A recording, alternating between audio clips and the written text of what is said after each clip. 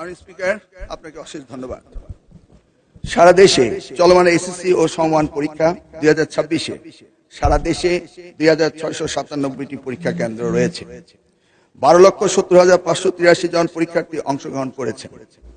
সম্প্রতি ভারী বর্ষণ ও বৈরী আবহাওয়ার কারণে চট্টগ্রাম শিক্ষা বোর্ডের অধীনস্থ 5টি জেলা তথা চট্টগ্রাম, কক্সবাজার, খাগড়াছড়ি, রাঙ্গামাটি ও বান্দরবনে অনুষ্ঠিতব্য পরীক্ষা স্থগিত করা হয়েছে। চট্টগ্রাম শিক্ষা বোর্ডের বাইরেও ঢাকা সহ দেশের কিছু কিছু জেলায় বিচ্ছিন্নভাবে কিছু পরীক্ষার্থী বৈরী আবহাওয়া ও বহুবিধ কারণে নির্ধারিত পরীক্ষায় অংশগ্রহণ করতে পারেনি।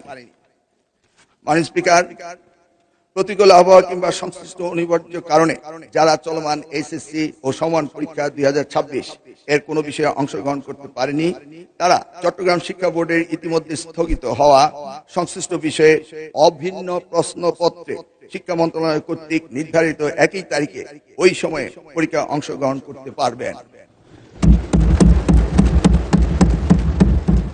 মাননীয় স্পিকার, যেহেতু এসএসসি পরীক্ষা শিক্ষার্থীদের জীবনে একটি অত্যন্ত গুরুত্বপূর্ণ ধাপ, তাই বিশেষ বিবেচনায় এই বিশেষ সুযোগ প্রদান করা হলো।